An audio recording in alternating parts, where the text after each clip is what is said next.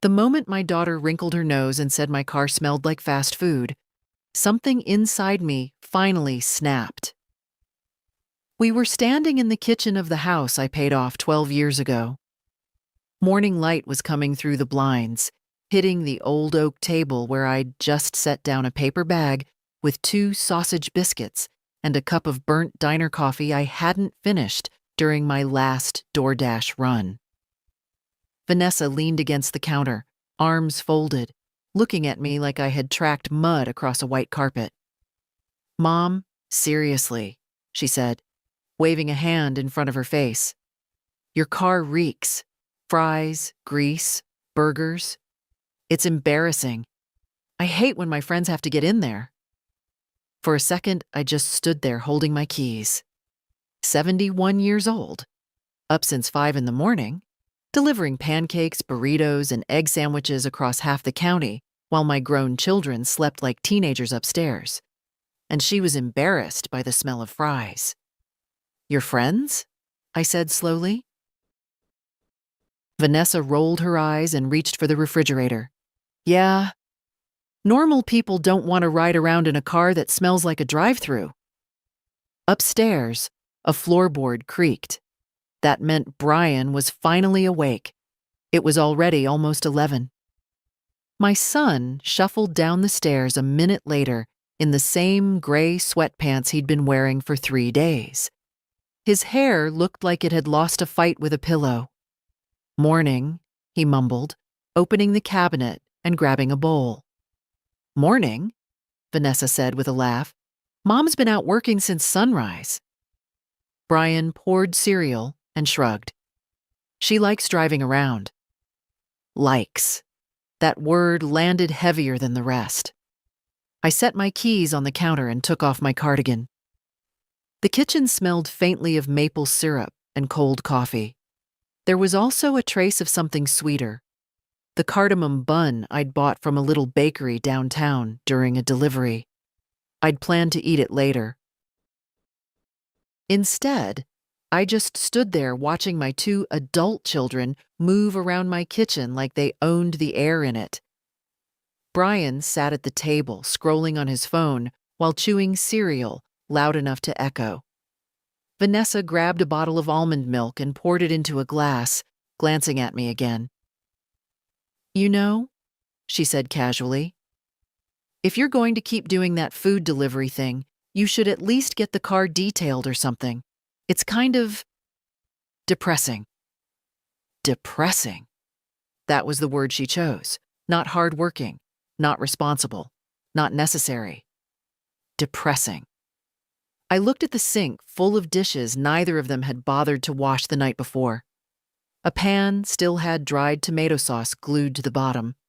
Someone had left a spoon stuck upright in a bowl of oatmeal that had hardened into something resembling plaster. The Wi-Fi bill was on the counter under a magnet shaped like a lemon. I paid that. The electric bill too. Groceries, insurance, property taxes. Every single thing in this house ran through me, and yet somehow I was the embarrassing one. Brian glanced up from his phone. "Hey, Mom, did you grab more eggs while you were out?" I let out a quiet breath. "No," I said. Vanessa sighed dramatically. "Great. I was going to make shakshuka later." I almost laughed at that. Shakshuka. In my kitchen. With eggs I would have paid for. For years I had told myself they were just getting back on their feet. Jobs fell through. Rent got expensive. The economy changed. Little excuses, stacked one on top of another like dishes in that sink. But standing there with the smell of coffee and cold hash browns still clinging to my jacket, I realized something uncomfortable. They weren't struggling. They were comfortable. Because I made it comfortable. Vanessa took a sip of her almond milk and wrinkled her nose again. "And seriously," she added, "you should do something about that car. It smells like a McDonald's parking lot." I picked up the paper bag from the table and folded the top neatly. Then I walked to the trash can and dropped it inside. Neither of them noticed. Brian was watching some video on his phone. Vanessa was texting someone. For a long moment, I just stood there, listening to the quiet hum of the refrigerator. 71 years old. Still working. Still paying. Still being talked to like a nuisance in my own house. That was the moment the idea first slid quietly into my mind. Not loud, not dramatic. Just a simple thought. What would happen if this house stopped being theirs? Hello, my friends. It's Grace. Our heroine Helen is 71 and still working while her adult kids sleep all morning. Hearing a daughter talk to her mother like that, it really says a lot.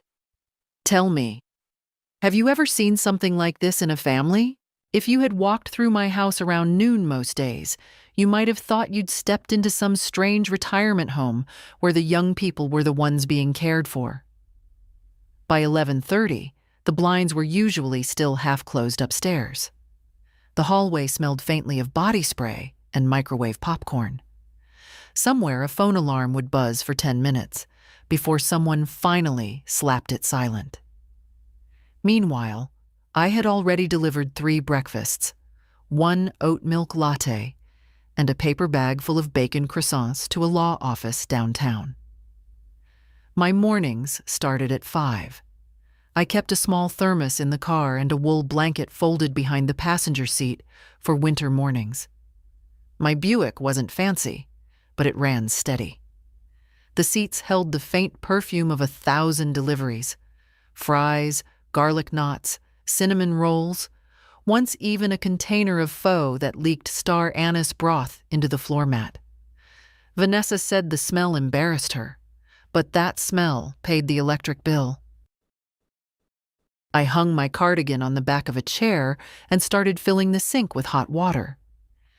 The dishes from last night clinked together as I stacked them.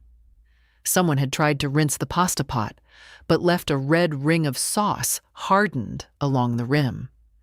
From the table, Brian spoke without looking up from his phone.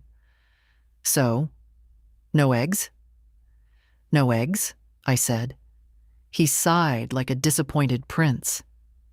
"Guess I'll just order something." Of course he would. Vanessa was scrolling through something on her tablet now, legs crossed on the couch like she was in a cafe instead of her mother's living room. "You should try that Thai place on Maple," she told him. "Their pad krapao is insane." Brian nodded. "Yeah, but it's like $20. They both glanced toward me at the same time. It wasn't even subtle anymore. For years, I used to jump in right there. I'd say something like, "Don't worry, I'll grab groceries later, or I'll cover it this time." Today, I kept scrubbing the pan. The water smelled faintly of lemon soap. Outside, a delivery truck rolled past the house with that low diesel rumble that vibrates through the floorboards. Vanessa noticed my silence. "Mom," she said, "did you hear me?" "I heard you." Well, what?" She frowned like I was the one being strange. "Are you going shopping later?" I rinsed the plate slowly. "Probably not." Brian leaned back in his chair. "Why not?"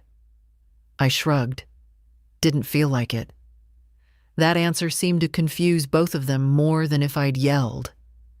Vanessa stood and walked toward the fridge again. She opened it, stared inside for a few seconds, then shut it with a small, irritated push. "There's nothing here," she said. That wasn't exactly true. There was yogurt, half a jar of apricot preserves, some cheddar, a bundle of scallions, and the leftover lentil soup I'd made 2 nights ago in my old cast-iron Dutch oven. But none of it counted to them. Brian glanced at the fridge like it had personally offended him. "You used to keep it stocked." "Used to." I dried my hands on a towel and leaned against the counter. Funny thing about words. Sometimes they don't sting until you hear them out loud. Used to. They were right. I used to keep it stocked. I used to cook dinners that took 2 hours. I used to leave little containers of things in the fridge. Roasted carrots with honey, lemon chicken, once even a ridiculous saffron rice dish I'd learned from a cookbook after a delivery to a Persian restaurant. Back when I still believed gratitude was coming eventually. Vanessa sat back down with a huff. You know, she said, it would just be easier if you slowed down with all that delivery stuff and focused on the house again. Focused on the house. The house that had been mine since 1994. The house whose mortgage I finished paying the year Brian turned 25. I looked around the kitchen slowly. The oak cabinets were a little worn at the handles now. The floor had a small crack near the dishwasher tile where Brian had dropped a toolbox years ago. The house had held birthdays, Christmas mornings, my husband's quiet laugh when he used to sneak extra sugar into his coffee. And lately, it had been holding 2 adults who treated it like a free hotel. Brian suddenly spoke again. Actually, Mom, he said, still staring at his phone, I might need to borrow the car later. I blinked once. My car? Yeah, just for a bit. Vanessa perked up. Oh, good idea, she said. Just air it out first. That was when I realized something that felt both heavy and strangely freeing. Neither of them had asked how my morning went. Neither had asked if I was tired. Neither had asked if I needed help. The only thing they had noticed about my work was the smell. I walked over to the window and looked out at the driveway. My old Buick sat under the maple tree, sunlight reflecting off the windshield. That car had taken me through rainstorms, snow, and one terrifying delivery during a thunderstorm that rattled the steering wheel. It had carried hundreds of meals. It had carried my independence. And suddenly, standing there in my own kitchen, another quiet thought formed beside the one from earlier. If the house disappeared, they'd have nowhere to sleep until noon. I watched a breeze move through the maple leaves outside. Then I said something that made Brian finally look up. No, I told him calmly. You can't borrow the car. He frowned. Why not? I turned from the window. Because, I said, I might need it. And for the first time in a long while, that was actually true. 2 days after the car smells like fast food comment, the real humiliation arrived. Not louder, just sharper. It was a Saturday, which meant the neighborhood was busy. Lawns getting mowed, dogs barking behind fences, someone grilling too early in the afternoon, so the smell of charcoal floated through the street like a lazy cloud. I had just finished a delivery, 3 banh mi sandwiches, and a little box of pandan cake from a Vietnamese cafe downtown. The smell of cilantro and pickled carrot still lingered in the car when I pulled into the driveway. My hands ached the way they sometimes do after a long morning of driving. Nothing dramatic, just that quiet stiffness you earn after 71 years of using them. I grabbed my tote bag and walked toward the house. The front door was open. That alone was unusual. Inside, I could hear voices. Vanessa's voice, bright and performative, the way it gets when she's talking to people she wants to impress. And another voice I didn't recognize. I stepped into the hallway. I swear, Vanessa was saying with a little laugh, my mom just refuses to slow down. I paused by the doorway to the living room. There was a woman sitting on the couch, tall, polished, maybe early 40s, wearing a cream blazer and holding a glossy folder. A realtor's folder. Vanessa spotted me first. Oh, she said lightly, there she is. The woman turned and smiled politely. Hello, she said. You must be Helen. For a moment, my brain took a second to catch up. Yes, I said slowly. Vanessa stood up and gestured vaguely toward the woman, like she was introducing a neighbor who'd come to borrow sugar. This is Melissa, she said. She's just showing me some options. Options. The word hung in the air. Melissa extended her hand. I work with a local brokerage, she said warmly. Your daughter mentioned she might be looking at places nearby in the next year or two. Next year or two. That sounded suspiciously like a story Vanessa had rehearsed. Oh, I said. Vanessa gave me that tight little smile she uses when she's pretending everything is normal. Yeah, she said quickly. Just exploring possibilities. I set my tote bag down slowly on the entry table. Inside the bag were two things: a folded DoorDash receipt and a small paper box holding a lemon tart the cafe owner had slipped in as a thank you for always being polite. Suddenly, I felt very tired. Melissa opened the folder and spread out a few glossy photos on the coffee table. Townhouses, new builds, open kitchens with white marble islands that probably stained the first time someone spilled wine. Vanessa pointed at one. That one's nice, she said. Melissa nodded. It's in a gated community, quiet area, a lot of young professionals. Young professionals. Brian wandered into the room at that moment, scratching the back of his head. What's going on? Vanessa gestured at the photos. Just looking at houses. Brian leaned over the table. Whoa, he said. Those look expensive. Melissa smiled politely again. Well, it depends on the financing. Vanessa waved her hand casually. Oh, we'd figure it out. We. That word landed in the room like a dropped glass.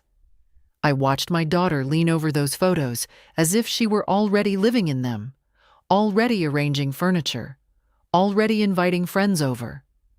And not once did she glance in my direction to ask the obvious question. How exactly do you plan to afford that? Melissa finally turned to me again. Your daughter says you've been here quite a while, she said kindly. Since 1994, I replied.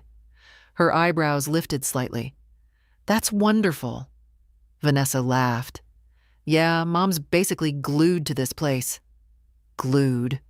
Like I was some old piece of furniture no one had gotten around to throwing away yet. Brian flipped one of the photos over. Wait, he said. How much is this one? Melissa mentioned a number. Brian whistled. Vanessa didn't. Instead, she said something that made the air in the room change temperature. Well, she said, glancing at me briefly, eventually we'll have the equity from this house anyway. Eventually. Equity. This house? It was such a casual sentence. So smooth. As if my life had already been converted into their future down payment.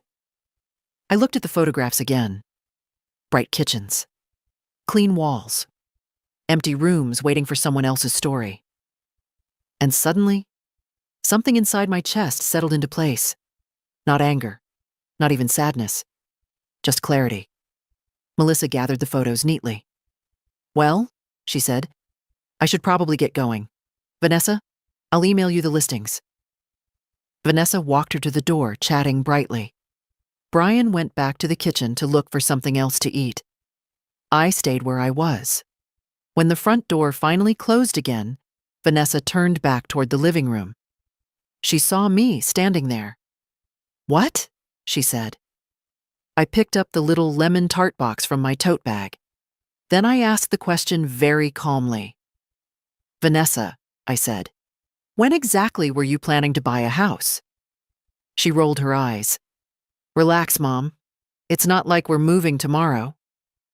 I nodded slowly. No. Not tomorrow. But suddenly, 4 days felt like a very interesting number.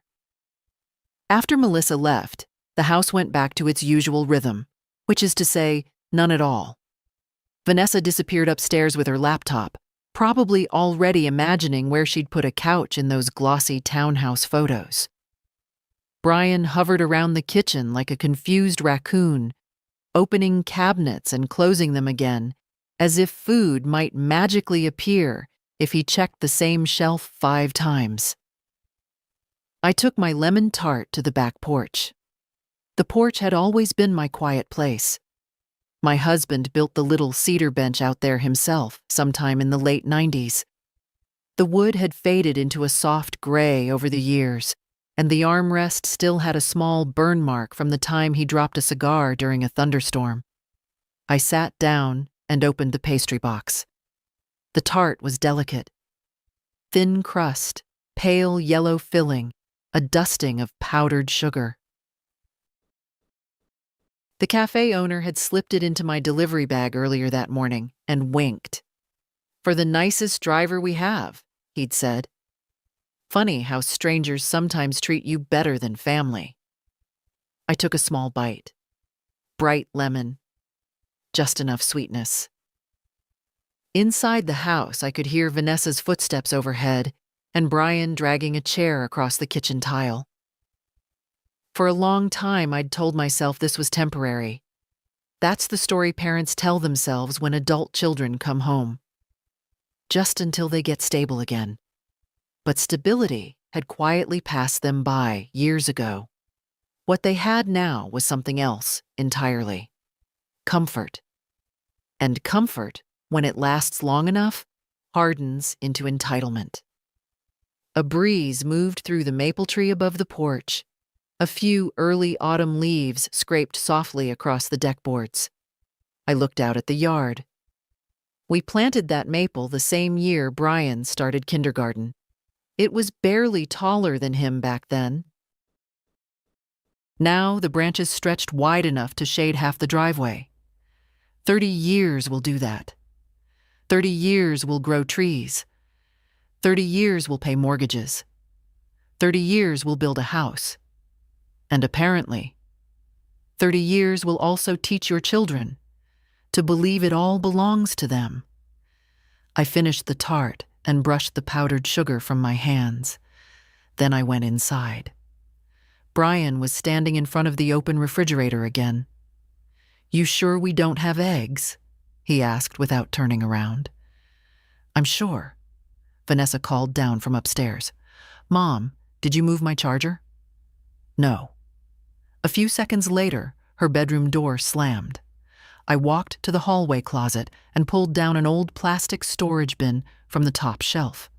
Inside were folders, dull manila ones I hadn't opened in years, mortgage documents, tax records, insurance policies, the quiet paperwork of a life. I carried the bin to the dining table and sat down. Brian glanced at the stack. "What's all that?" "Old house papers," I said. He nodded vaguely and went back to his phone. That was the thing about my children. They were curious about food, money, Wi-Fi passwords, but not about anything that actually built the life around them. I opened the first folder. The mortgage statement from the final payment was still there. Paid in full. The date printed across the top made me smile a little. I remembered that day clearly. Your shoulders feel different when the bank no longer owns the roof over your head. I flipped to the deed. Helen Mercer. Only my name. My husband had insisted on that years before he passed. "Just in case," he'd said quietly one evening while we were sorting paperwork. I hadn't understood then how wise that was. Upstairs, Vanessa's voice floated down the hallway. "Brian, do we still have that almond granola?" "No idea." I turned another page. Property tax records, utility bills, insurance renewals. All of it flowing through the same account I'd been feeding with DoorDash deliveries, small savings, and stubborn discipline. For a moment, I just sat there staring at the papers. Then I reached for my phone. The number I needed wasn't saved under anything obvious. It had been written years ago on the back of an envelope tucked into the folder. I typed it in carefully. The phone rang twice. Then a warm, professional voice answered. "Pike Realty. This is Marlene speaking." I took a breath. "Hello," I said. "My name is Helen Mercer." A small pause. "How can I help you today, Mrs. Mercer?" In the kitchen, Brian laughed at something on his phone. Upstairs, Vanessa's music started playing, something loud and synthetic that vibrated faintly through the ceiling. I looked at the deed in front of me. "My house," I said calmly, "is paid off." Another small pause. "Well," Marlene replied, a hint of interest entering her voice. "That's always a good starting point." I allowed myself the smallest smile. "Yes," I said. "I imagine it is." Then I asked the question that would quietly change everything in that house. "If someone wanted to sell fairly quickly," I said, "how fast could that happen?" There was a soft shuffle of papers on the other end of the line. "Well," Marlene said thoughtfully, "in this market, sometimes 4 days." I looked toward the staircase where Vanessa's music was still thumping. 4 days. The number settled into my mind like a coin dropping into a jar. "Mrs. Mercer?" Marlene asked. "Yes," I said. My voice sounded steady. "Would you like me to come take a look at the property?" I glanced around the kitchen one more time. The sink was finally empty. The lemon magnet still held the Wi-Fi bill to the fridge. And upstairs, my adult children were living their peaceful, consequence-free afternoon. "Yes," I told her. "I think that would be a very good idea." Marlene Pike arrived 2 days later at exactly 9 in the morning. That alone already put her ahead of most people in my life. The sky was still pale with early light when her silver SUV pulled into the driveway. I had just come back from my first delivery of the day, 2 breakfast burritos and a cup of horchata from a little Mexican cafe that had started opening early for construction crews. The smell of cinnamon rice milk still lingered in the car. I watched Marlene step out and look up at the house. She was in her late 50s, maybe. Neat navy blazer, short blonde hair, the kind of calm confidence you see in people who have been walking through other people's houses for 20 years. She didn't rush. That was the first thing I liked about her. I met her on the front porch. "You must be Mrs. Mercer," she said with a warm smile, extending her hand. "Helen is fine." Her handshake was firm, but not pushy. "I appreciate you meeting early," she said. "I start working early," I replied. She glanced at the driveway where my Buick sat under the maple tree. "DoorDash?" I nodded. "My mother does Instacart," Marlene said with a small laugh. "Says it keeps her sharper than crossword puzzles." I liked that answer. Inside the house, things were still quiet. Brian and Vanessa rarely woke before 10 unless someone forced the issue, and I hadn't forced anything that morning. "Perfect," Marlene said softly when she stepped into the living room. "We can walk through without interruptions." She moved slowly through the house, not the way Melissa had with her glossy folders and bright sales voice. Marlene observed things, walls, light, floor lines. She stopped by the kitchen window. "Good natural light," she murmured. I leaned against the counter. "The cabinets are older," I said. "Older cells?" she replied calmly. "People call it character now." That made me smile. We moved through the dining room, the hallway, the laundry room. Marlene scribbled notes on a small tablet. When we reached the staircase, She lowered her voice slightly. Anyone else living here? My adult children, I said. Do they know you're selling? No. Marlene paused for exactly half a second.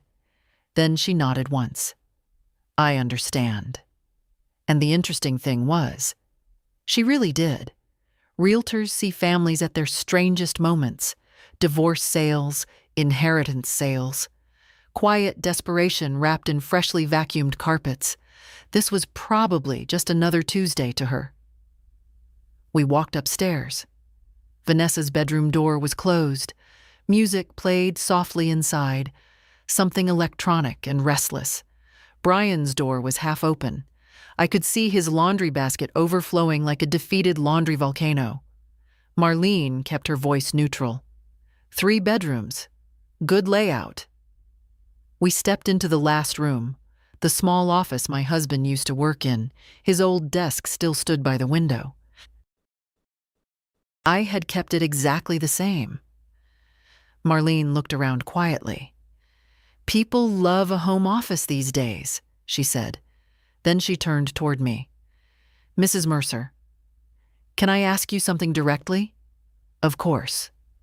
Do you want the fastest sale possible or the highest price possible? That question sat between us for a moment, because the honest answer was a little bit of both. But the real answer was something deeper. I want clean, I said finally. Marlene's eyebrows lifted slightly. Clean? No complications, I said. No delays. No negotiations dragging on for months. She nodded slowly. That usually means pricing it right from the beginning. That's fine. We walked back downstairs. As we reached the kitchen, Brian shuffled in, wearing a wrinkled t-shirt and blinking at the sunlight like a cave animal emerging into the world. He looked at Marlene, then at me. Who's this? Marlene smiled politely. Good morning? Brian looked confused. I poured myself a cup of coffee before answering. This is Marlene Pike, I said calmly. She's a realtor. Brian scratched his head. A realtor? Mm-hmm. He looked from me to Marlene again. For what? Marlene glanced at me, giving me the choice. I took a slow sip of coffee. Then I said the sentence as evenly as possible. She's here to help me sell the house. The silence that followed could have been bottled. Brian blinked twice.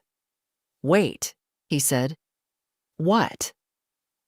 Upstairs, Vanessa's music stopped suddenly, which meant she had probably heard every word through the floorboards. Marlene closed her tablet with quiet professionalism. Well, she said gently, I'd say this house will photograph beautifully. Brian stared at me like I had just spoken another language. Mom, what are you talking about?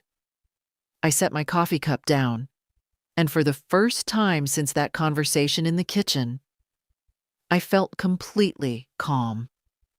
Don't worry, I said. You'll have plenty of notice. For about 5 seconds after I said, she's here to help me sell the house, Brian just stood there blinking. Not angry, not even confused enough to ask the right questions. Just stunned, like someone who had been dropped into the middle of a movie halfway through. What house? He asked finally. Marlene didn't laugh, but I saw a tiny flicker in her eyes. This one, I said. Brian leaned against the counter. Mom, you can't just sell the house. Of course I can. Upstairs, a door opened. Vanessa's footsteps hit the hallway fast, the sharp, irritated kind she makes when something has interrupted whatever she was doing online. What's going on? She called down. She appeared at the top of the stairs wearing a silk robe and holding her phone. Then she saw Marlene. Then she saw Brian's face. Then she looked at me. What did you do? The tone already assumed guilt. I folded my hands calmly on the counter. I'm selling the house. Vanessa actually laughed, not a pleasant laugh. That's ridiculous laugh. Mom, she said, shaking her head. Very funny. Seriously, though, what's she doing here? Marlene stood with perfect professional patience, her tablet tucked neatly against her side. I'm a listing agent, she said politely. Vanessa's smile slowly disappeared. You're joking. No. Brian finally pushed himself away from the counter. Wait, he said, running a hand through his hair. Hold on. You're not actually selling the house, right? I took another sip of coffee. Yes. Vanessa walked down the stairs quickly. You can't do that. I tilted my head. Why not? She opened her mouth, closed it again, then tried something else. Because we live here. That word again. We. I looked at her carefully. You stay here. Brian frowned. Mom, what's that supposed to mean? It means the house belongs to me. Vanessa crossed her arms. Well, obviously we know that, but what? She hesitated. That was the problem when someone had been living inside an assumption for years. When the assumption cracked, the logic underneath it was usually pretty thin. You can't just decide something like that without talking to us, she said finally. I almost smiled. I just did talk to you. Brian rubbed his temples. This is crazy. Marlene stepped in gently, the way people do when they've seen family tension before. If it helps, she said calmly, nothing happens overnight. Selling a house takes a little time. Vanessa turned toward her.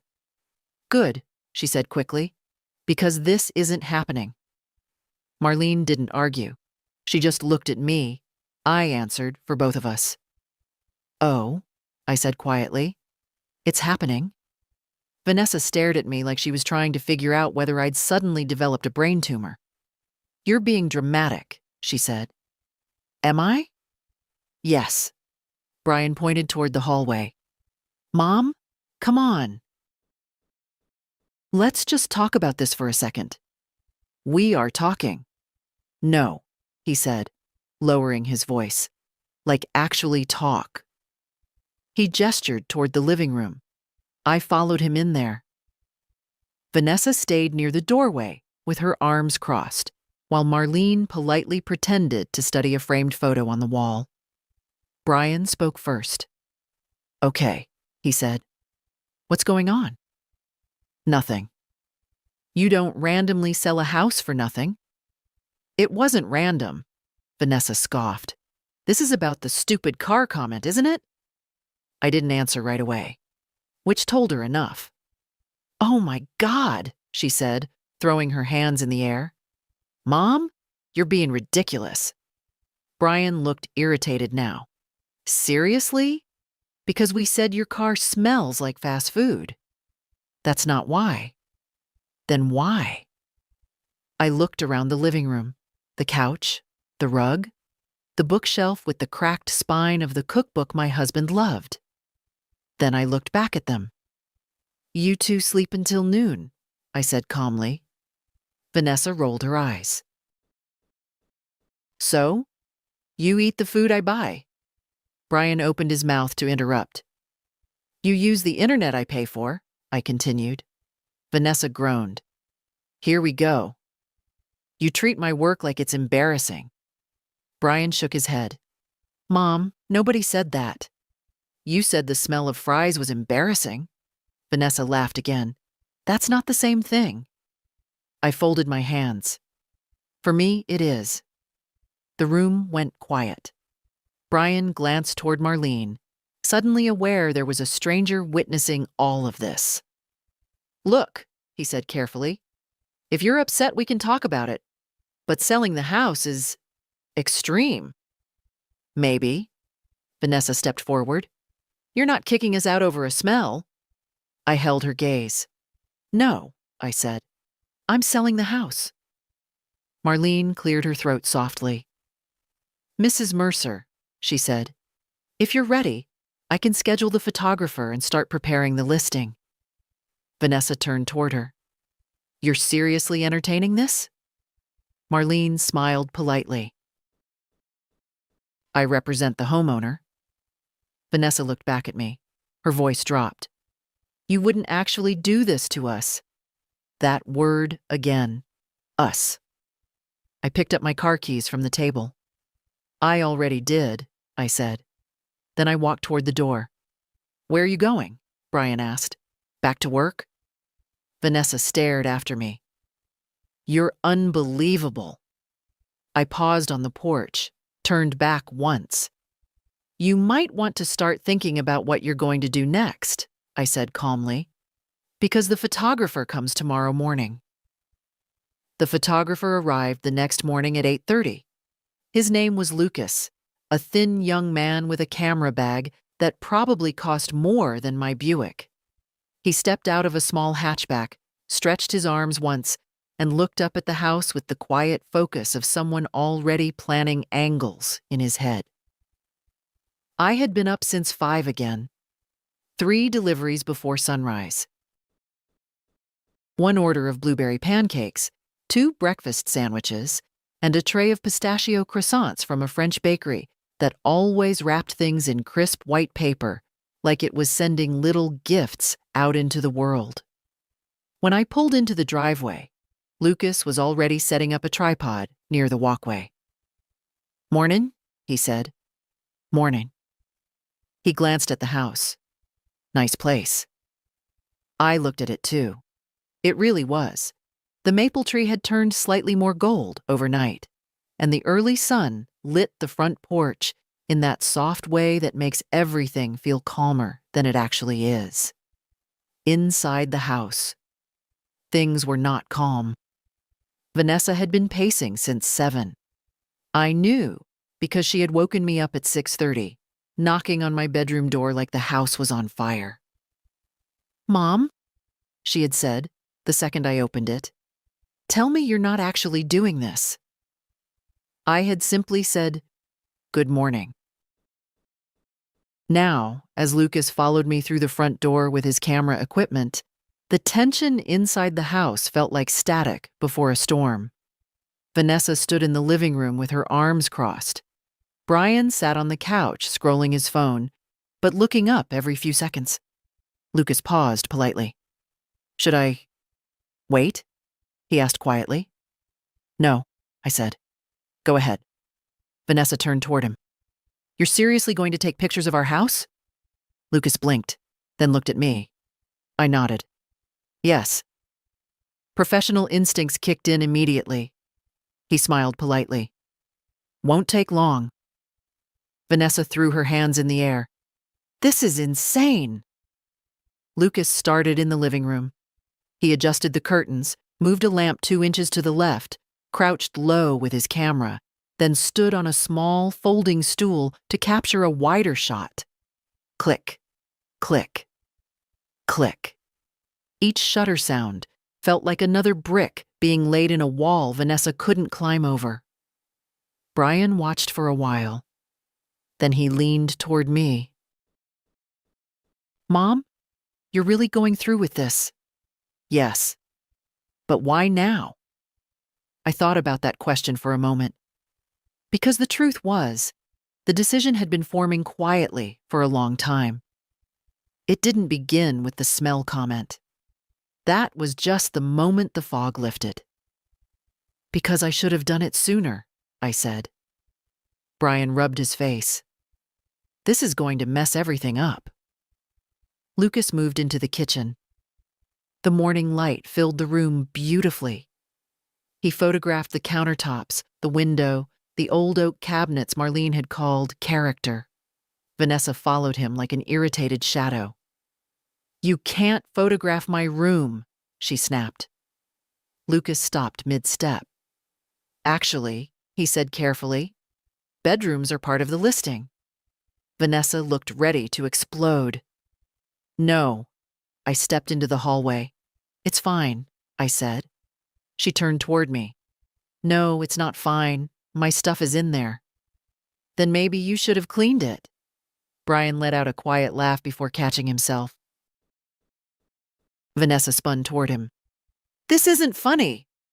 Lucas waited patiently. Realtors and photographers must see arguments like this every day.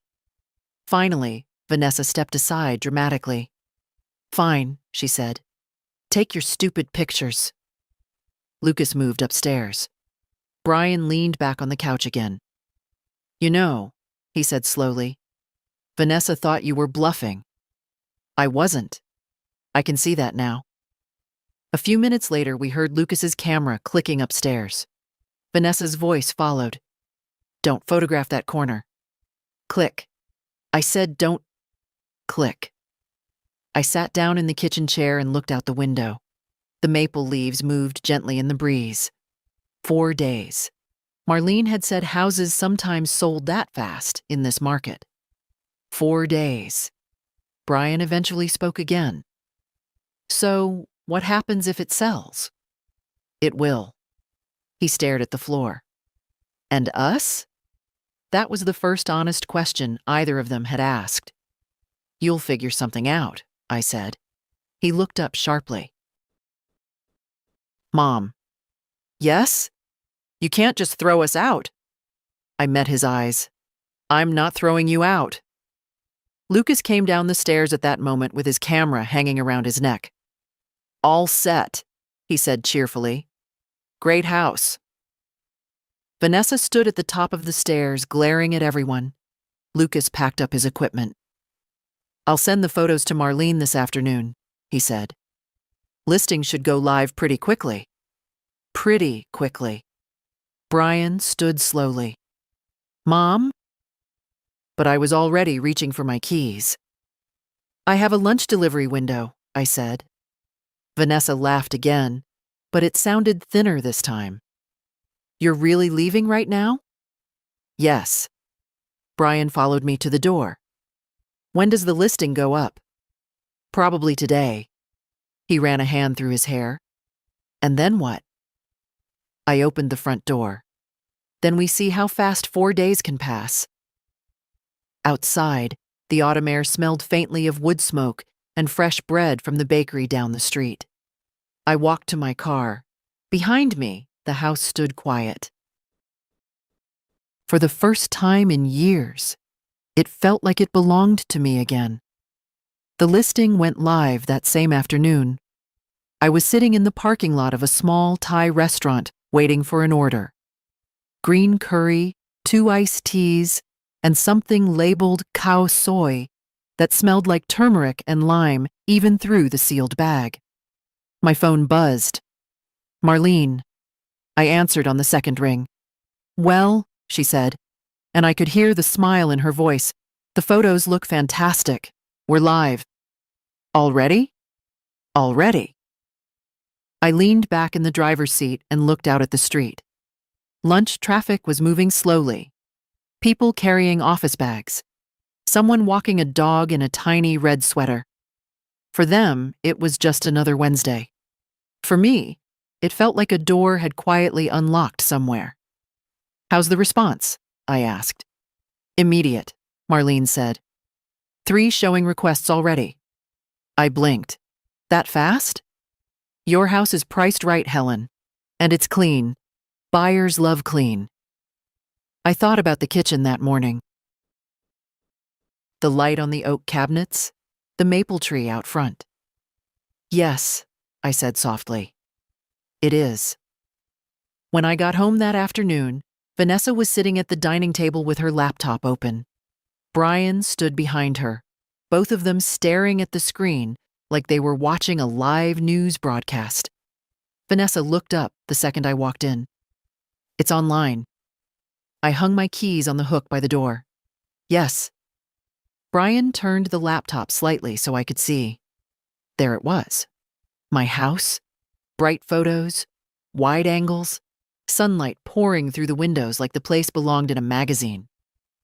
Charming 3-bedroom home, Vanessa read aloud in a mocking voice. Warm, natural light, mature maple tree, classic oak cabinetry. She slammed the laptop shut. You staged it.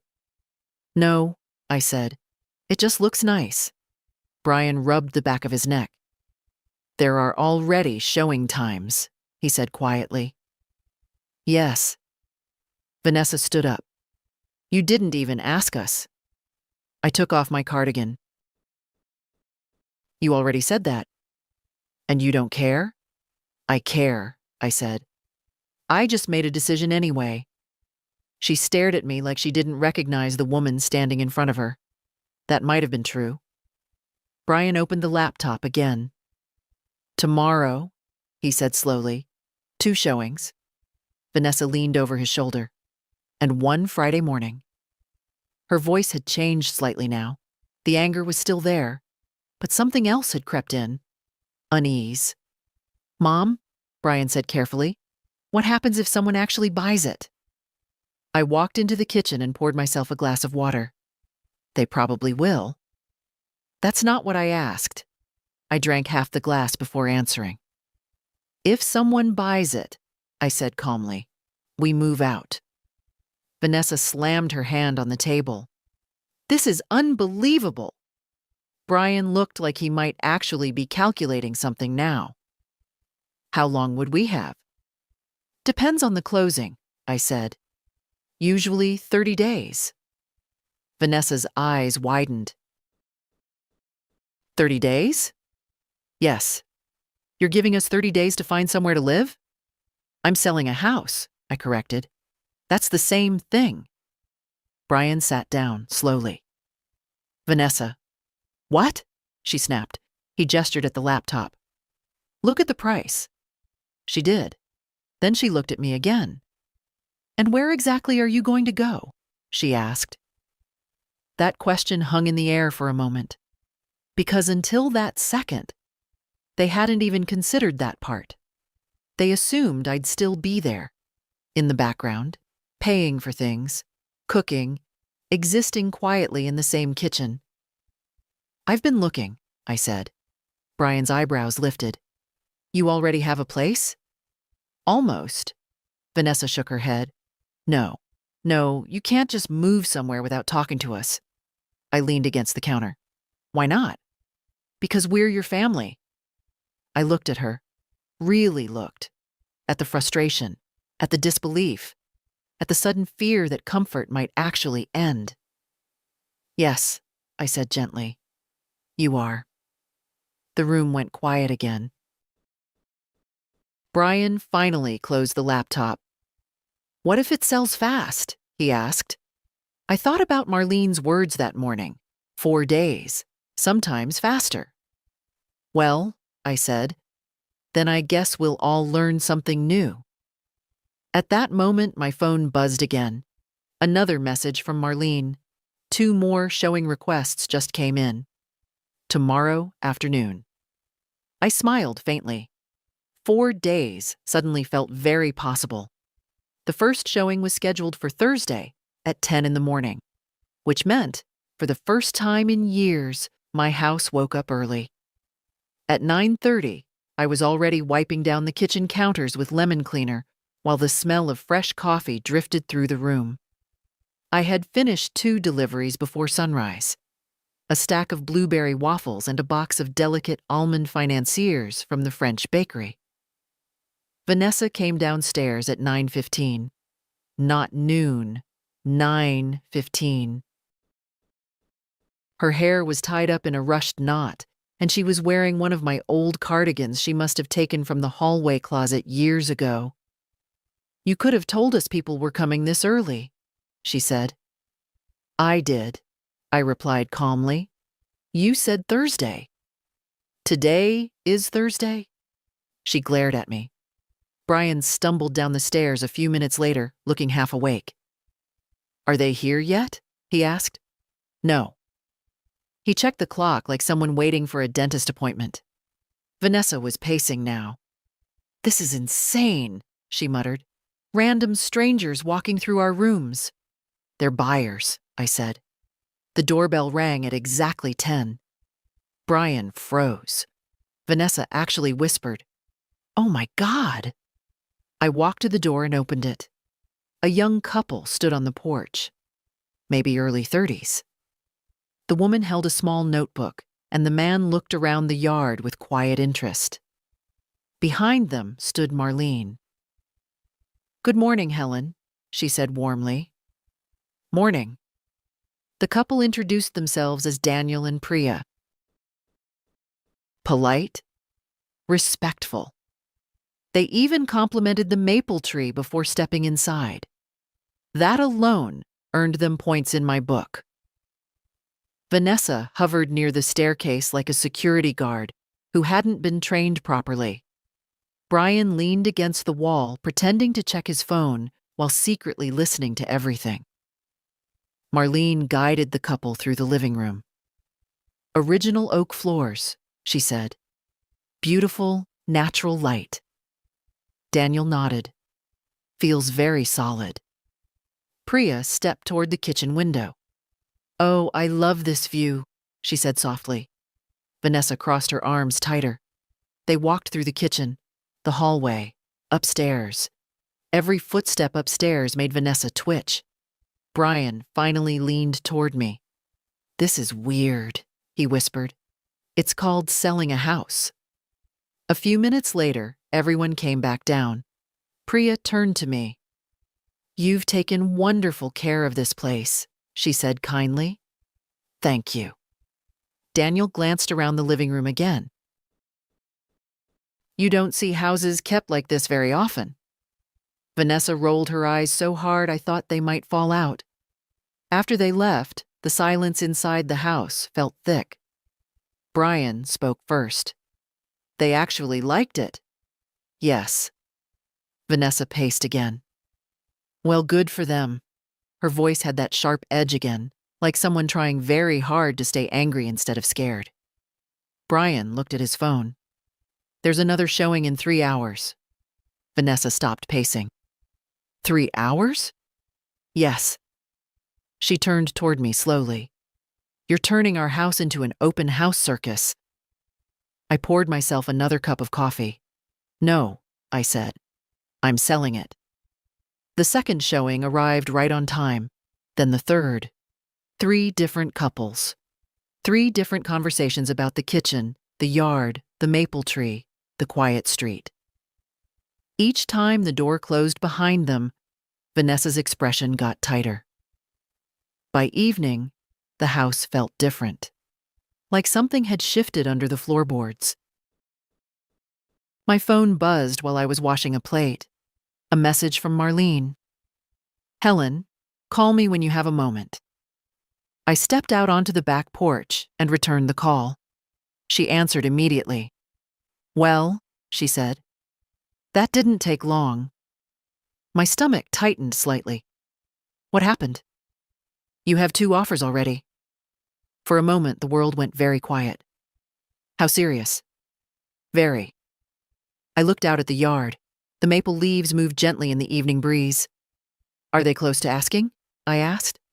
"One is," Marlene said. "The other is above." Above. Inside the house, Vanessa's voice carried faintly through the kitchen window. "What if someone actually buys it this week?" Brian answered something I couldn't hear. I smiled slightly. "Send me the details," I told Marlene. When I walked back inside, both of them looked up immediately. Vanessa spoke first. "What did she say?" I set my phone on the counter. "We received offers." Brian blinked. "Already?" "Yes." Vanessa laughed nervously. "That doesn't mean anything." I looked at her. Then I said the words very calmly.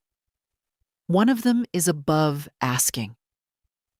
The color drained from her face. Brian sat down slowly. And for the first time since this started, neither of them had anything to say. Friends? Imagine strangers walking through your own house deciding if they want to buy it. Helen stayed calm. "But that's not easy. Tell me honestly, would you accept the offer right away or wait?" That night, the house was quieter than usual. Not peaceful, just tense. Brian sat at the dining table with his laptop open, staring at rental listings the way someone studies a foreign language they never expected to learn. Vanessa was on the couch with her phone pressed to her ear, pacing in small circles. "Yes, I know," she was saying, "but she's actually serious. No, I'm not kidding. The house already has offers." I didn't ask who she was talking to.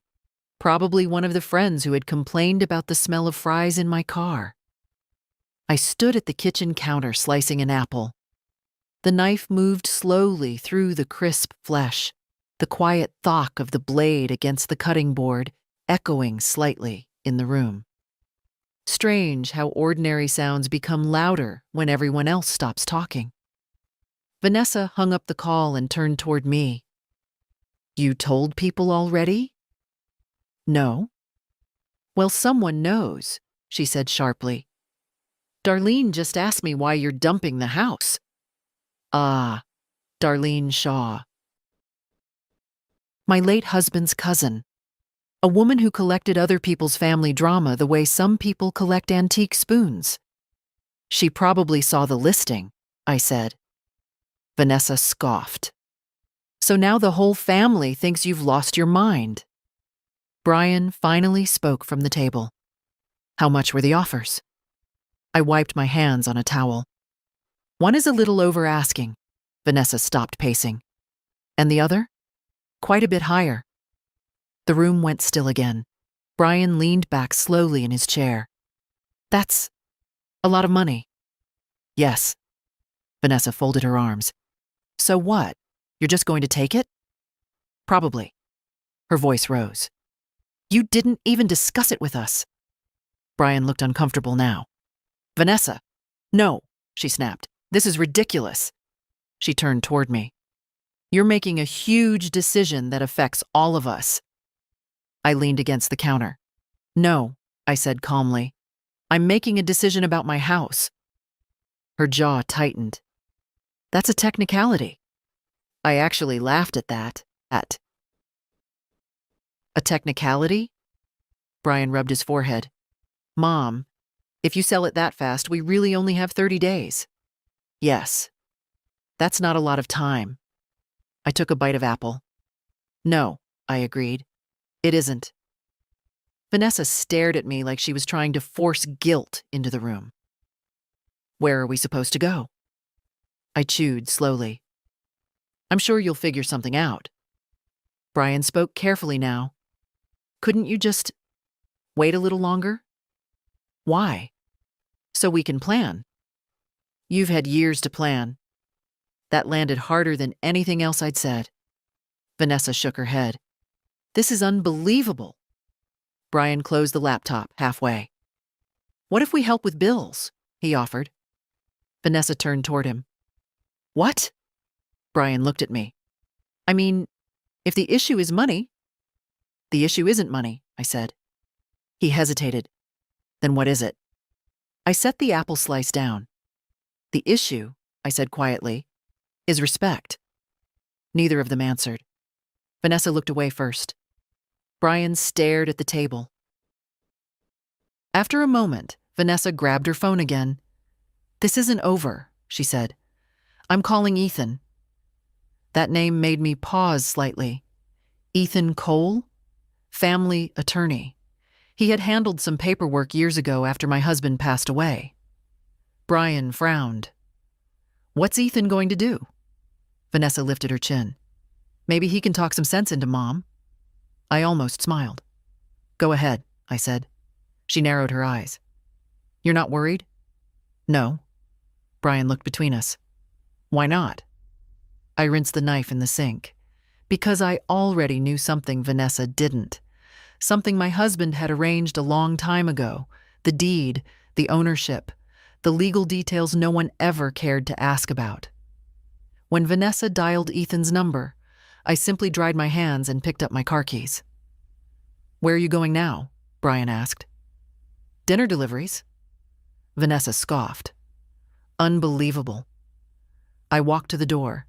As I stepped onto the porch, I heard her voice inside the house. "Ethan? Hi. Yeah, it's Vanessa. I need to ask you something about a house sale." I closed the door behind me. The evening air smelled like rain and distant barbecue smoke. In the driveway, my Buick waited under the maple tree. For the first time in years, I was looking forward to the next 30 days. Vanessa's call to Ethan lasted almost 40 minutes. I know that because I was still out doing deliveries when it ended. The evening shift had picked up faster than usual. One order took me to a small Ethiopian restaurant across town, where the owner packed the food in round metal containers wrapped with foil. The smell of berbere, spice, and roasted garlic filled the car so strongly I had to crack the window. Vanessa would have hated it. Too strong. Too embarrassing. I smiled a little as I drove. By the time I got home, the sky had gone dark and the porch light was already on. Inside the house, both of my children were sitting at the dining table like they'd been waiting for a verdict. Brian looked tired. Vanessa looked furious. That told me everything I needed to know. I hung my keys on the wall. "Well?" I asked. Vanessa stared at me. "You knew." I walked into the kitchen and set my insulated delivery bag on the counter. "Knew what?" She stood up so quickly the chair scraped loudly across the floor. "You knew Ethan would say there's nothing we can do." I poured myself a glass of water before answering. "Yes," I said. Brian rubbed his eyes. "He says the house is completely in your name," he muttered. "That's correct." Vanessa pointed at me like I had personally betrayed her. "You never told us that. You never asked." Brian leaned back in his chair. "Ethan said even if we wanted to fight it, we'd lose." Vanessa scoffed bitterly. "He literally said, 'Your mother can sell the property tomorrow if she wants.'" I took a slow sip of water. That sounds like Ethan. For a moment, no one spoke. The refrigerator hummed quietly behind me.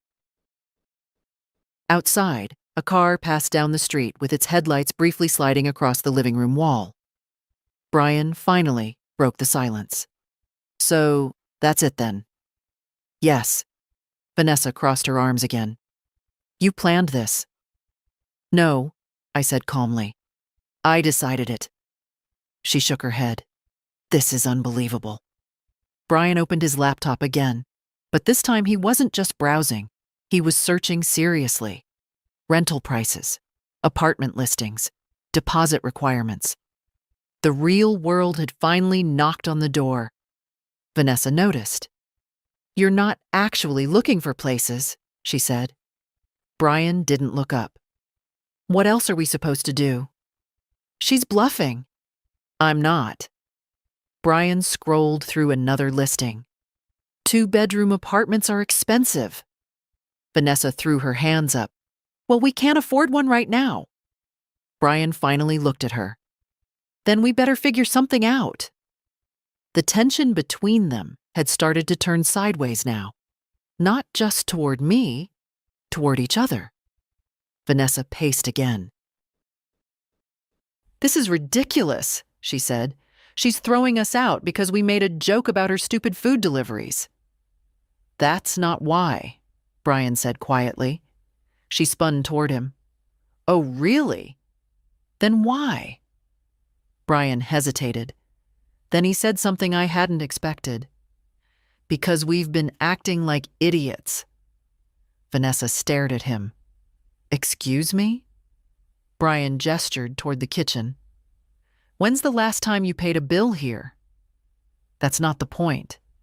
When's the last time either of us bought groceries?" Vanessa scoffed. "Don't start this." Brian looked tired. "I'm just saying, maybe we pushed it too far." For a moment, Vanessa had no answer. She turned toward me again. "Well, congratulations," she said coldly. "You've turned your own kids against each other." I didn't respond. Brian closed the laptop slowly. "What about the offers?" he asked. "I'm reviewing them with Marlene tomorrow." Vanessa laughed again. So you're really doing it? Yes. Brian stood up and walked to the window. The maple tree outside rustled softly in the night breeze. 30 days, he said quietly. That's not much time. No, I said. It isn't. Vanessa grabbed her phone and stormed toward the stairs. Unbelievable, she muttered again. Her bedroom door slammed upstairs a moment later. Brian stayed by the window. For a while, neither of us spoke. Finally, he said something softly. You're serious about leaving too, aren't you? Yes. Where? I found a small place near the river. He turned slightly. Already? Yes. Brian nodded slowly. I guess you really thought this through. I looked around the kitchen one more time. The oak cabinets, the worn floor tile, the refrigerator with the lemon magnet holding the Wi-Fi bill. Yes, I said. I finally did. Brian looked back out the window. Then he asked the question that had been floating in the air all evening. What happens when the house actually sells? I picked up my delivery bag again and carried it to the hallway. Well, I said calmly, in that case, the clock starts ticking. The next morning, the house felt different, not louder, not calmer, just unsettled. Brian was already awake when I came into the kitchen at 7. That alone told me the world had shifted a little.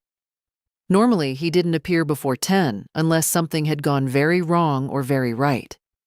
He was sitting at the table with a mug of coffee and his laptop open again. Rental listings, application forms, budget calculators, the things responsible adults eventually learn to deal with. Morning, I said. Morning? His voice was quieter than usual. I opened the refrigerator and took out the last container of lentil soup. It had thickened overnight the way good soup does, the cumin and garlic settling into something deeper. Brian watched me for a moment. Mom? Yes? Did you really get offers above asking? Yes. How much above? I gave him the number. He stared at the screen for a second, then let out a low whistle. That's a lot. It is. Vanessa came downstairs 15 minutes later. She looked like she hadn't slept much. Her hair was pulled into a messy knot, and she was wearing one of Brian's hoodies like armor. She stopped halfway into the kitchen when she saw both of us already awake. What now? She muttered. Coffee's fresh, Brian said. She poured a cup without answering and sat across from him. No pacing this time. No dramatic speeches, just quiet irritation. Brian turned the laptop slightly so she could see the screen. Look at this one, he said. Vanessa barely glanced at it. That's tiny. It's affordable, she scoffed. For who? For us? That word hung between them. Us, not including me. Vanessa leaned back in the chair. I'm not living in some depressing shoebox. Brian rubbed his forehead again. Well, unless you've got a better idea. Vanessa didn't answer. She just stared into her coffee. I heated the lentil soup slowly on the stove. The kitchen filled with the smell of cumin, garlic, and tomato. Outside, the maple tree scraped softly against the breeze again, leaves brushing the window like quiet fingertips. My phone buzzed on the counter. A message from Marlene. Helen, the buyers are very serious. One of them wants to move quickly. Can we meet this afternoon? I typed back.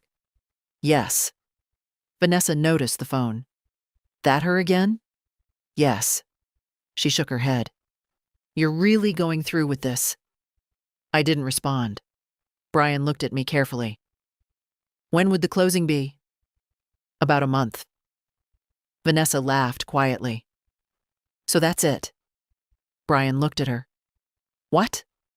She gestured around the kitchen. This house, our rooms, everything. Brian didn't answer. He knew she was right. The strange thing about big changes is that they rarely arrive with explosions. Most of the time, they show up quietly, like paperwork, like emails, like someone calmly saying 30 days. I poured the soup into a bowl and sat at the table. For a few minutes, none of us spoke. Then Brian said something that surprised both of us. "You know, Sophie texted me last night." Vanessa looked up. "Sophie?" "My daughter." Vanessa frowned. "What did she want?" Brian shrugged. "She asked if Grandma was okay." Vanessa scoffed. "Of course she's okay. She's the one blowing up the family." Brian ignored that. "She said she might come by this weekend." That made me pause. Sophie was 16, sharp-minded, too observant for her own good sometimes. Vanessa rolled her eyes. "Great. Now the kids are getting dragged into this." Brian looked at her. "She just wants to see Grandma." Vanessa didn't reply. She just stared down at the table. Finally, Brian closed the laptop again. "So, when do you decide about the offers?" he asked me. "This afternoon." Vanessa laughed again, but it sounded hollow now. "So we might literally lose the house today." I finished the last spoonful of soup and set the bowl down. "Yes," I said calmly. "That's possible." The silence that followed felt heavier than anything we'd said so far, because for the first time, they both understood something. The house wasn't just being listed. It was already leaving. That afternoon, I met Marlene at a small office near the courthouse. It wasn't one of those shiny real estate lounges with glass walls and espresso machines.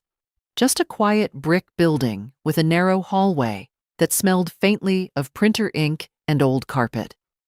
I liked it immediately. Marlene was already seated at the conference table when I walked in. She had 3 folders spread neatly in front of her and a cup of tea steaming beside them. "You're right on time," she said with a smile. "I try to be." I sat across from her. Through the window behind her, I could see people walking past the courthouse steps. Lawyers, clerks, someone pushing a stroller while talking loudly on the phone. Life moving forward the way it always does. Marlene slid one of the folders toward me. "These are the offers. 3, not 2. I looked up. "You said 2 yesterday." "A third came in this morning," she said. I opened the first folder. Numbers, inspection terms, closing timelines. The language of people making decisions with money instead of emotions. "Daniel and Priya increased theirs," Marlene added. "They really love the house." I studied the numbers quietly. The second offer was higher. The third was the highest. That one came with something interesting, a fast closing and very few conditions. Marlene watched me carefully. "You're in a strong position," she said. "I can see that." I closed the folder and folded my hands. "What would you do?" I asked. She leaned back slightly in her chair. "Well," she said thoughtfully, "if you want the smoothest path, the third offer is probably the one." "The highest?" "Yes." "And the fastest closing?" She nodded. "Very motivated buyers." I thought about the house for a moment. The kitchen window, the maple tree, the old cedar bench on the porch. Then I thought about Vanessa pacing the living room, and Brian staring at rental listings at midnight. "All right," I said. "Let's accept it." Marlene didn't look surprised. She simply nodded and began pulling paperwork toward her. Good choice. We spent the next 40 minutes reviewing documents. Initial here, sign there, confirm the closing timeline. 30 days, just like that. When the final page was signed, Marlene closed the folder with a soft tap. "Well, Helen," she said, "congratulations." "Thank you. Your house is officially under contract." Those words landed quietly, not dramatic, just final. I stepped outside into the afternoon sunlight a few minutes later. The air smelled faintly of roasted chestnuts from a street cart across the road. I stood there for a moment, letting the feeling settle in my chest. After 30 years, the house was no longer mine, and strangely enough, I felt lighter. When I got home, both of my children were in the living room, waiting. Vanessa stood up the moment I walked through the door. "Well?" Brian looked up from the couch. "Did you decide?" I set my purse on the entry table. "Yes." Vanessa's voice came out sharp. "And?" I looked at both of them. "The house is under contract." The silence that followed was so thick you could almost feel it in the air. Brian blinked once. "Already?" "Yes." Vanessa's face flushed red. "You didn't even tell us you were meeting today." "I mentioned it this morning." "That's not the same thing." Brian stood up slowly. "So, that's it." "Yes." He exhaled slowly and ran a hand through his hair. "When do we have to leave?" 30 days. Vanessa stared at me like she was trying to decide whether to scream or cry. "You're actually doing this," she whispered. "Yes." For a moment, none of us moved. Then Vanessa suddenly laughed. Not a happy laugh. A sharp, brittle one. "You know what's funny?" she said. "What?" "You're going to regret this." I tilted my head slightly. "Why?" "Because when everything falls apart," she said coldly, "don't expect us to come running back." I looked at her for a long moment. Then I said the quiet truth she didn't want to hear. "I wasn't expecting you to." This is the moment everything changes. Helen didn't argue. She simply signed the papers. Sometimes the quiet decisions shake people the most. Would you have done the same? The strange thing about selling a house is that it doesn't disappear all at once.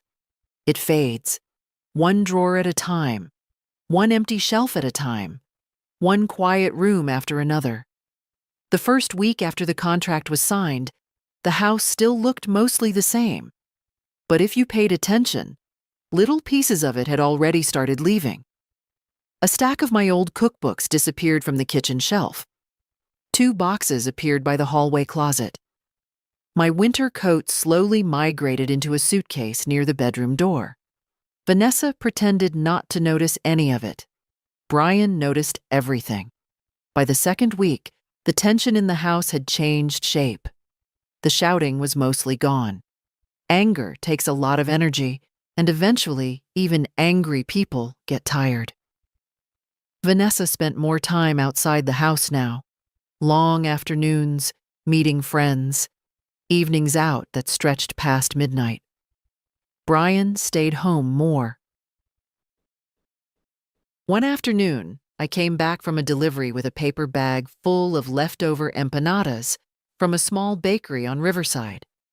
The owner always slipped an extra one into the bag when business was slow. Brian was sitting at the dining table surrounded by papers. Apartment applications, lease agreements, a calculator. "You find something?" I asked. "Maybe." He turned the laptop toward me. It was a small 2-bedroom apartment above a hardware store about 15 minutes away. Not glamorous, but clean. "Rent's manageable if we split it," he said. "Good." He hesitated. "Vanessa hates it." "That's not surprising." He gave a tired half smile. "She thinks something better will come along." I set the empanada bag on the table. "Sometimes better things come along," I said. "And sometimes the thing you can afford is the right one." Brian nodded slowly. "You always think about things like that, don't you?" "Yes." We sat quietly for a minute. Then he said something unexpected. I didn't realize how much stuff you actually handle in this house. I raised an eyebrow.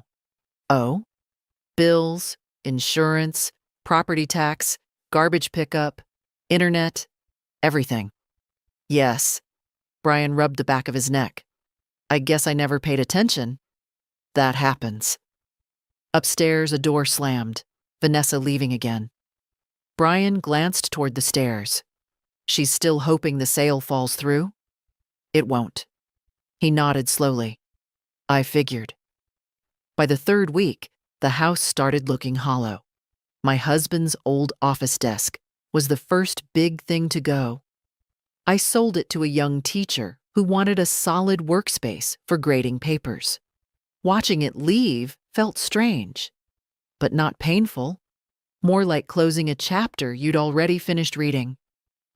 A few days later, the buyer scheduled the final inspection. Brian stayed out of the way. Vanessa refused to be in the house at all.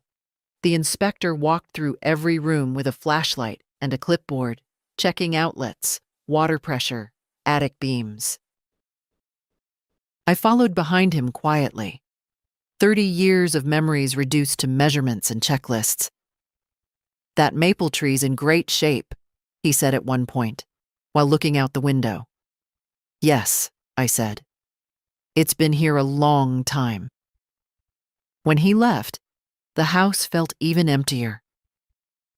The final week came faster than I expected. Boxes lined the hallway. Closets echoed. Even the refrigerator looked lonely with only a few containers left inside. On the last evening before closing, Brian stood in the kitchen holding a mug of tea. Vanessa signed the lease, he said. That's good. We move into the apartment tomorrow. I nodded. And you? I'm leaving tonight. He blinked. Tonight? Yes. You're not staying for the closing? The lawyer is handling it. Brian looked around the kitchen slowly. Then he looked back at me.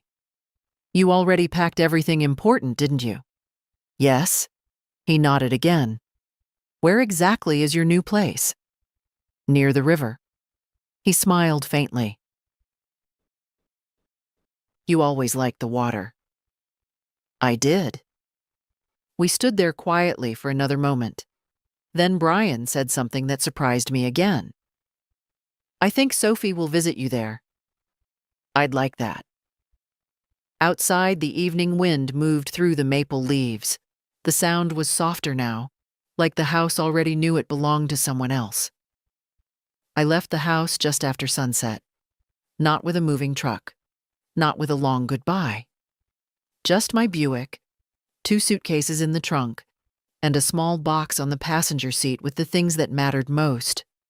My husband's watch, a bundle of old photographs, a quilt my mother stitched in 1978, and a little tin of Darjeeling tea I'd been saving for a quiet evening.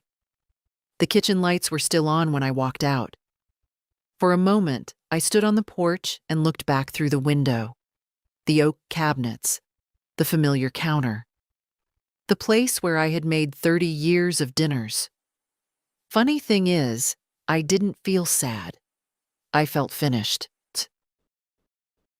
Brian had already taken the last of his boxes earlier that afternoon. The apartment lease started today, and he wanted to get settled before work on Monday. Vanessa left an hour after him. No goodbye, just the sound of her car door slamming and tires rolling down the street. The house had been completely quiet ever since. I locked the front door, slipped the keys into the envelope my lawyer asked me to leave, and set it on the entry table. Tomorrow, the buyers would walk in with their own keys, their own furniture, their own lives, and the house would start a new story. I got into the car and sat there for a minute. The maple tree rustled above me in the evening breeze. 30 years, a marriage, 2 children, a lifetime of grocery lists, birthdays, burnt toast, winter mornings, and summer barbecues. All of it had happened under that roof. And now it was over, not erased, just complete. I started the engine. The drive to my new place took about 20 minutes. Closer to the river, just like Brian remembered. The apartment building wasn't fancy. 3 floors, pale brick, a narrow balcony overlooking a slow stretch of water that turned silver in the moonlight. But when I stepped inside, it was quiet. Not the tense quiet of a house full of arguments. A peaceful quiet. The kind that lets you hear your own breathing again. I carried my suitcases inside and set the little tea tin on the kitchen counter. The place smelled faintly of fresh paint and clean wood. I opened the balcony door. Cool evening air drifted in from the river. Somewhere nearby, a boat motor hummed softly across the water. For the first time in years. No one needed anything from me. No one was waiting for groceries. No one was complaining about the smell of fries. Just me. And a quiet place to start again. I leaned on the balcony railing and looked out at the river for a long moment. Then I smiled. Because the truth was simple. I hadn't lost a house. I had finally gotten my life back. So that was Helen's story. Some people will say she was right. Others will say family should always come first. What do you think? Did Helen do the right thing? Let me know in the comments, and don't forget to like and subscribe.